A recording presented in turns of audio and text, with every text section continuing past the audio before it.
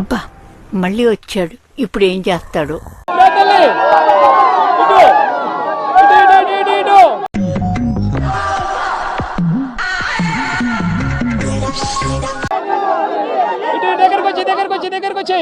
దేవుడి గౌడి గేదెల బాడీ ఇచ్చాడు గాని గోరంత కూడా బ్రెయిన్ ఇవ్వలేదు.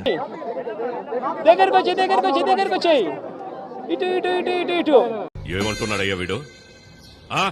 నీకు 15,000, ఇదిగో నీ తమ్ముడికి నీకు 15,000, అదిగో నీ తమ్ముడికి ఇంకొక తమ్ముడి దగ్గరకు వచ్చినా నీకు కూడా 15,000.